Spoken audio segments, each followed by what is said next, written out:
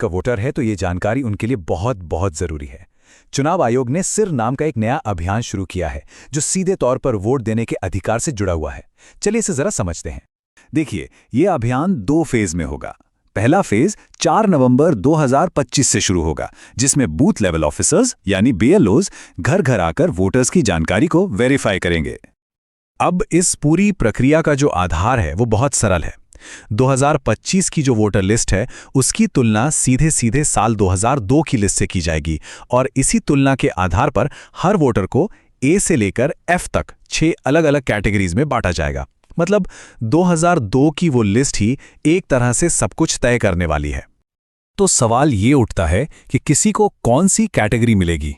इसके लिए ना 2 मुख्य चीजें देखी जाएंगी।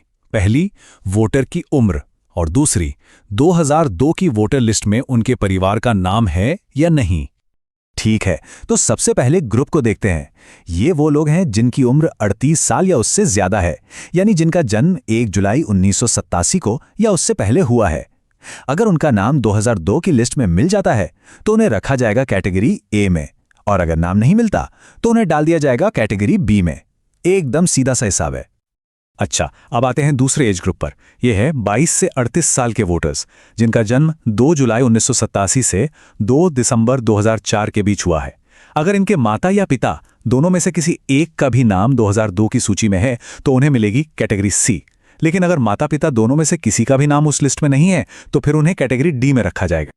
और आखिर में बात करते हैं सबसे यंग वोटर्स की, यानी 18 से 21 साल के वोटर्स की। यहां पर नियम थोड़े और सख्त हैं।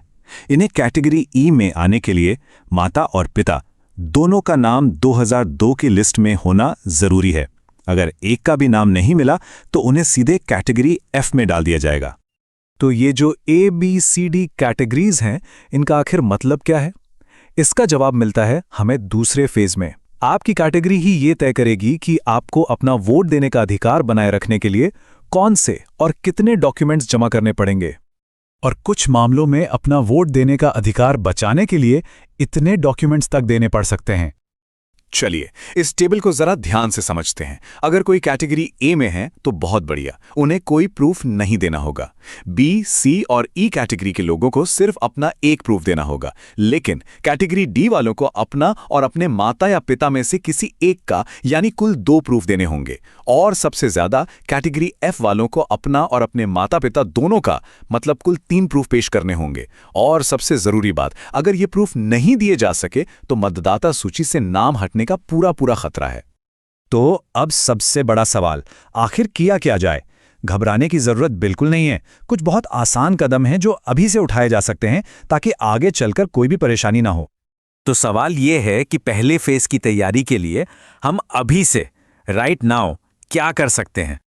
देखिए, हमारा लक्ष्य होना चाहिए कि हम सबसे आसान कैटेगरीज ए, सी और ई में आ जाएं। इसके लिए क्या करना होगा? जिनकी उम्र 41 साल से ज्यादा है वो 2002 की लिस्ट से अपना नाम, भाग संख्या और क्रम संख्या ढूंढकर अपने बीएलओ को दे दें। जो 21 से 38 साल के हैं वो अपने माता या पिता में से किसी एक की 2002 की लिस्ट की जानकारी अपने बीएलओ को दे दें। और जो 18 से 21 साल की युवा वोटर हैं वो अपने माता और पिता दोनों की 2002 की जानकारी निकालकर अपने बीएलओ को दे दें। एक बात याद रखिए, अभी से ये थोड़ी सी मेहनत करने का फायदा बहुत बड़ा है।